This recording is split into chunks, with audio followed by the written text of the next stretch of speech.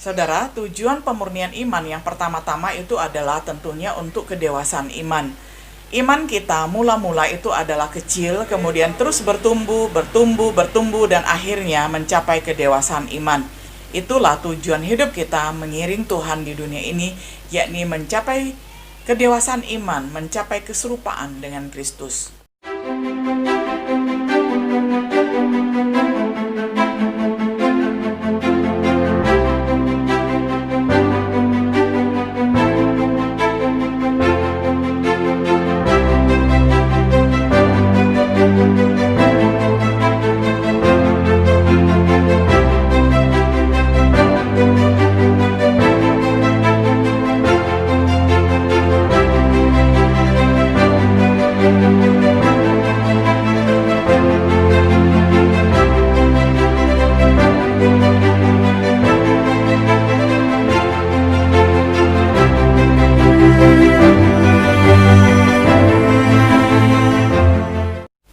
Shalom, sahabat setia yang dikasih oleh Tuhan.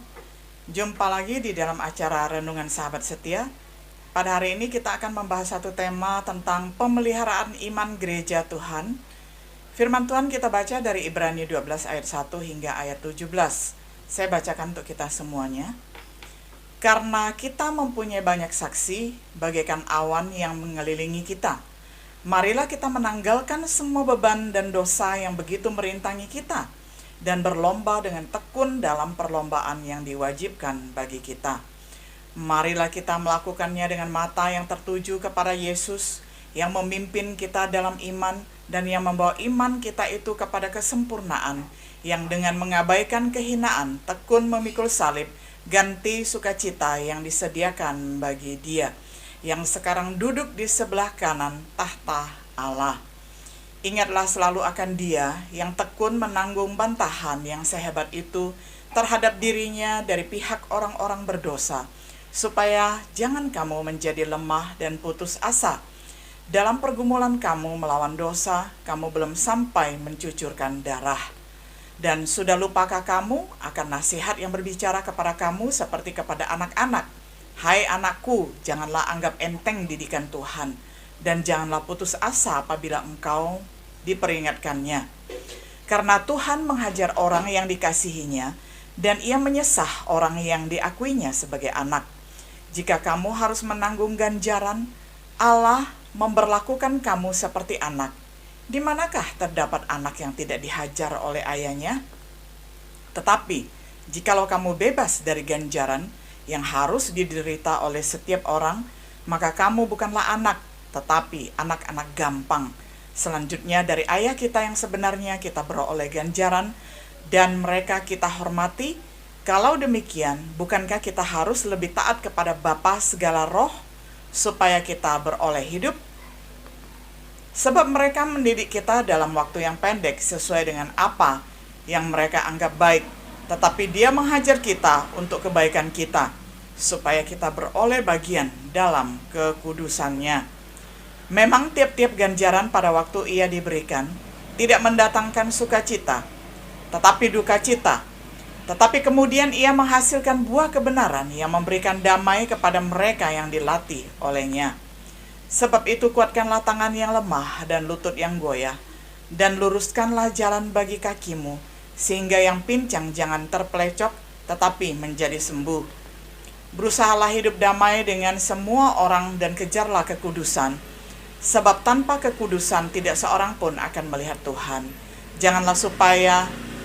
Jagalah supaya jangan ada seorang pun menjauhkan diri dari kasih karunia Allah, agar jangan tumbuh akar yang pahit yang menimbulkan kerusakan dan yang mencemarkan banyak orang. Janganlah ada orang yang menjadi cabul atau yang mempunyai nafsu yang rendah seperti Esau, yang menjual hak kesulungannya untuk sepiring makanan. Sebab kamu tahu bahwa kemudian ketika ia hendak menerima berkat itu, ia ditolak, sebab ia tidak beroleh kesempatan untuk memperbaiki kesalahannya, sekalipun ia mencarinya dengan mencucurkan air mata. Sampai sedemikian jauh pembacaan firman Tuhan dari Ibrani 12, ayat pertama hingga ayatnya yang ke-17. Sahabat setia yang dikasih oleh Tuhan, ada golongan Kristen tertentu yang berpandangan bahwa iman adalah anugerah Allah. Karena iman itu sempurna, jadi iman tiap-tiap orang dianggap sudah sempurna. Pandangan ini tentu bertolak belakang dengan tema yang kita bahas hari ini. Karena untuk apalagi iman yang sudah sempurna itu dipelihara. Namun fakta tidak dapat disembunyikan bahwa banyak orang mundur dari iman. Mengapa banyak orang Kristen berada di penjara? Bahkan yang sangat menyedihkan, mengapa ada orang Kristen meninggalkan imannya kepada Kristus dan beralih kepada Allah lain? Fakta dan kenyataan ini membuktikan bahwa iman orang percaya belum sempurna. Tidak dapat dipungkiri bahwa dalam kenyataan hidup kita sehari-hari, iman kita goyah dan digoyahkan oleh dosa, masalah, bahkan tidak dapat berkutik lagi dalam menghadapi pencobaan, apalagi dalam menghadapi penderitaan dan berbagai bentuk ujian iman. Untuk itu sangatlah penting kita selalu memelihara iman. Yang pertama, latar belakang. Kita perhatikan Ibrani 11 dan juga Ibrani yang ke-12 karena ada sangkutannya. Ya, Ibrani 11 berbicara tentang definisi iman dan kemudian saksi-saksi ataupun para tokoh iman, pahlawan iman, dan kemudian pasal 12 yang kita bahas. Nah, sebelum menulis surat Ibrani menuliskan tentang bagaimana untuk memurnikan dan meneguhkan iman orang percaya, ia memperkenalkan orang-orang yang telah mengalami kemenangan di dalam iman, atau yang sering kita kenal dengan sebutan pahlawan-pahlawan iman. Secara mendasar, penulis menguraikan definisi sebagai titik tolak konsep dan praktis iman yang benar. Kemudian menjabarkan pengalaman-pengalaman orang percaya dalam hal beriman yang dapat disimpulkan bahwa karena iman orang berkorban, taat, dan berpengharapan.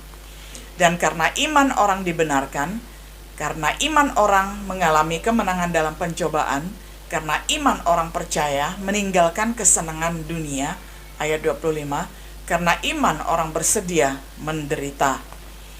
Berangkat dari kesaksian para pahlawan iman ini, penulis melanjutkan dan menerapkannya pada kita orang percaya, agar kita bersih dalam iman dan lepas dari bahaya yang dapat mengancam iman kita, yang dalam hal ini adalah dosa. Yang kedua, cara pemurnian iman.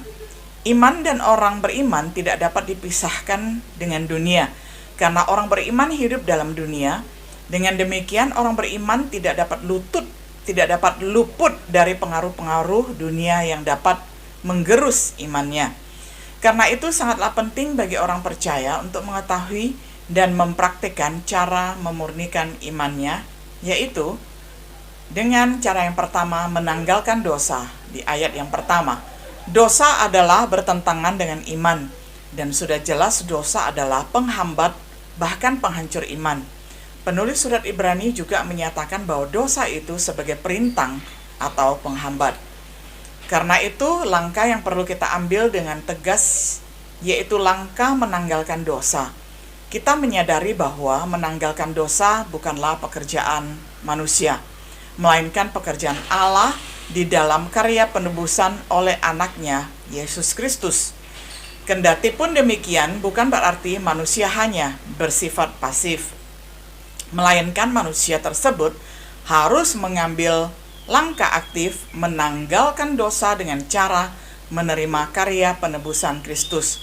Menanggalkan dosa identik dengan meninggalkan manusia lama, Efesus 4:22. Bahkan Paulus memakai istilah yang lebih tajam lagi, yaitu mematikan, yakni di dalam Kolose 3 ayat 3 hingga ayat yang kelima. Dengan demikian, iman luput dari dosa yang merintangi kemajuan iman. Yang kedua, berlomba dengan tekun dalam iman.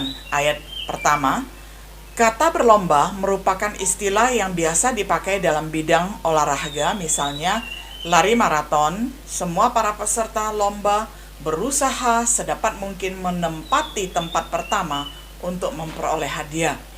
Istilah berlomba juga dipakai oleh Paulus dalam kaitannya dengan iman, bahwa iman haruslah iman yang berlomba. Inilah sifat iman orang percaya yang aktif dan dinamis. Perlombaan iman merupakan kewajiban bagi semua orang beriman. Karena itu, semua orang beriman harus berlomba. Rahasia kesuksesan dalam perlombaan iman hanya ditentukan oleh ketekunan para peserta lomba. Karena itu, nasihat penulis surat Ibrani yaitu berlombalah dengan tekun dan iman. Apabila kita masuk dalam perlombaan, maka kita akan luput dari kelesuan dan kematian iman. Yang ketiga, memandang kepada Yesus, ayat yang kedua. Dalam perlombaan lari, seorang pelari tentu berusaha untuk menjuarai perlombaan. Karena itu dia harus disiplin dengan ketentuan-ketentuan yang ada di dalam cabang olahraga tersebut. Dari sekian banyaknya disiplin, ada satu yang sangat penting diperhatikan, yaitu memandang ke depan, yaitu ke garis finish ataupun garis tujuan. Demikian dalam perlombaan mendasar iman tersebut, yaitu objek iman. Yesus Kristus merupakan satu-satunya objek iman, sehingga iman kita tidak diombang-ambingkan oleh dunia dan pengaruhnya. Karena itu, untuk mencapai garis akhir, kita harus memandang pada Yesus, karena satu, Yesus Kristus memimpin kita dalam iman. Sekali lagi, kita percaya kepada Tuhan Yesus, bukanlah usaha kita, melainkan oleh karena pekerjaan Kristus. Dialah yang memimpin kita dalam iman, artinya dialah yang membuat kita beriman. Yang kedua, Yesus Kristus menyempurnakan iman. Untuk mencapai kesempurnaan, bukanlah pekerjaan manusia, melainkan pekerjaan Kristus. Dialah yang menyempurnakan iman orang percaya. Karena itu, pandanglah pada Kristus Yesus. Yang keempat, meneladani Yesus Kristus dalam penderitaan di ayat yang ketiga. Iman orang percaya seringkali harus diuji oleh berbagai penderitaan. Memang bukan tidak sedikit iman orang percaya mengalami kemunduran, bahkan mati karena penderitaan. Namun penulis surat Ibrani memotivasi orang percaya mengingat akan Kristus yang tekun akan menanggung bantahan yang sehebat itu terhadap dirinya dan orang-orang berdosa. Bahkan ditekankan lagi bahwa dalam pergumulan melawan dosa, orang percaya belum sampai mencucurkan darah seperti Kristus. Teladan kesetiaan Kristus dalam penderitaan merupakan teladan yang sempurna untuk orang percaya yang berada dalam penderitaan, supaya iman orang percaya tidak menjadi lemah dan putus asa, ayat 3b. Yang kelima, terbuka pada hajaran Tuhan. Itu dikisahkan di dalam ayat yang kelima sampai 11. Pertama-tama terdapat objek hajaran Tuhan, ayat yang keenam, yakni orang yang dikasihinya. Jadi saudaraku yang dikasihi oleh Tuhan, ketika Allah menghajar seseorang, itu pertanda bahwa orang itu dikasihinya. Kalau tidak dikasihinya, tidak akan dihajar, dibiarkan jatuh binasa. Nah, orang yang diakuinya sebagai anak itu juga dikasihi, dan itu pasti dihajar. Kalau Bapa kita yang ada di dunia ini, ketika kita masih kecil dan nakal, Bapa kita menghajar kita, apalagi Bapa surgawi kita yang jauh lebih sempurna, jauh lebih baik daripada Bapa kita yang ada di dunia ini. Jadi Bapa kita di surga juga menghajar kita karena kita adalah orang yang dikasihinya dan kita ini adalah anak-anaknya. Jenis hajaran Tuhan berupa didikan untuk mendidik kita supaya kita hidup disiplin dan tidak mencemari hidup kita di dalam berbagai-bagai dosa. Lalu, hajaran Tuhan yang kedua itu bermaksud untuk mengkoreksi atau memperbaiki kelakuan kita.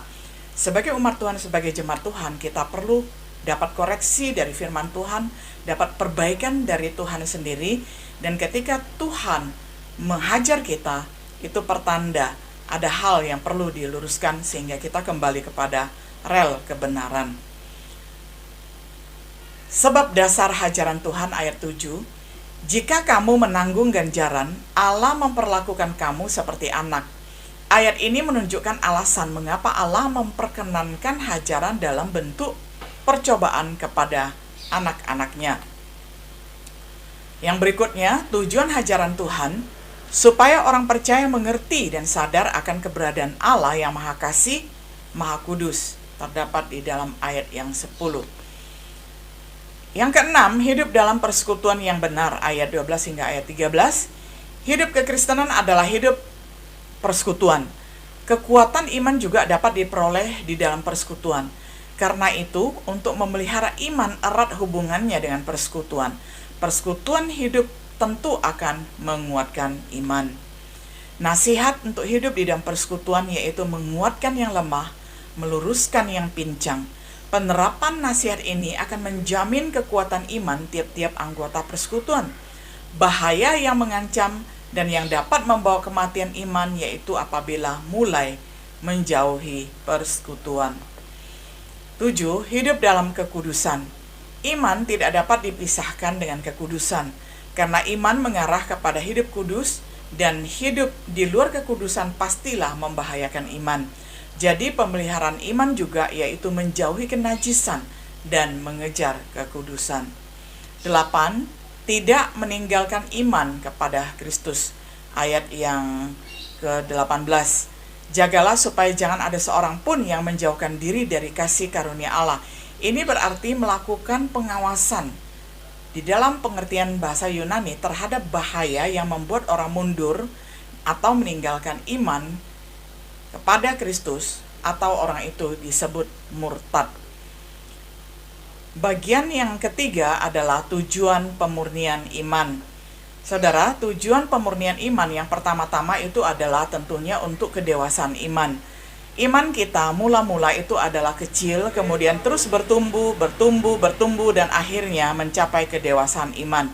Itulah tujuan hidup kita mengiring Tuhan di dunia ini, yakni mencapai kedewasaan iman, mencapai keserupaan dengan Kristus.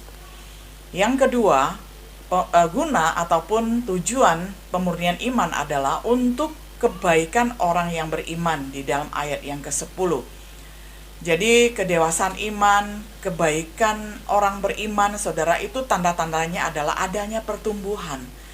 Kalau tidak ada pertumbuhan ataupun mengalami stagnasi, itu berarti ada problem, ada masalah dengan iman kita, sehingga kita perlu cepat-cepat mengoreksi diri dan kemudian perlu cepat mengadakan upaya untuk memupuk pertumbuhan iman kita supaya iman kita memperkenankan Tuhan.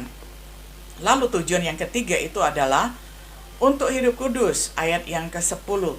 Jadi panggilan kita supaya hidup di dalam iman yang murni tujuannya adalah agar kita hidup kudus sama seperti Allah yang adalah kudus. Kemudian tujuan pemurnian iman yang keempat itu adalah untuk menghasilkan buah kebenaran. Saudaraku yang dikasihi oleh Tuhan, ada begitu banyak buah yang dapat diproduksi oleh orang percaya kalau kita taat kepadanya. Misalnya buah roh itu adalah kesabaran, kesetiaan, kasih, sukacita, penguasaan diri, kelemah lembutan, dan kemudian ada buah ucapan syukur, buah keselamatan, yakni membawa jiwa kepada Tuhan. Ya saudara, hidup orang Kristen itu adalah kehidupan yang berbuah. Bagian yang keempat ataupun yang terakhir, ada 3 pertanyaan aplikatif reflektif untuk kita semuanya. Yang pertama, apakah saudara sudah beriman kepada Kristus? Mengapa saudara beriman kepada Kristus? Yang kedua, siapa dan apa saja yang menghambat iman saudara? Mari kita cek dan koreksi masing-masing di dalam hidup kita, supaya tiap-tiap hari kita mencabut kalau ada akar-akar yang menghambat pertumbuhan iman kita. Yang ketiga, saudara tentu ingin memiliki iman yang sungguh, karena itu saudara bersungguh-sungguh untuk mengejarnya, namun terus gagal. Pernahkah saudara menyadari sesuatu yang menjadi penyebabnya? Maukah saudara maju di dalam iman? Saudara, ini perlu pengecekan yang lebih serius, ya, perlu didiagnosis di dalam diri kita. Kalau ternyata iman kita belum bertumbuh sebagaimana mestinya, pastinya ada sesuatu yang salah, dan marilah kita koreksi. Kita isi hati kita, pikiran kita dengan firman, sehingga apa yang menjadi penyumbat saluran berkat itu, berkat pertumbuhan iman itu akan keluar, dan kita akan terisi dengan firman Tuhan yang penuh, dan kita akan mendapatkan gizi yang cukup ketika kita bergantung sepenuhnya kepada Tuhan. Saudara, sama seperti tubuh membutuhkan gizi, demikian juga pertumbuhan rohani, pertumbuhan iman itu juga memerlukan gizi-gizi rohani. Sahabat setia yang dikasihi oleh Tuhan, kiranya kita tetap semangat, kita tetap mempunyai tujuan hidup, yakni mencapai kedewasaan iman, mencapai keserupaan dengan Kristus. Kiranya Tuhan menolong kita semua untuk dapat melakukan firman-Nya. Shalom.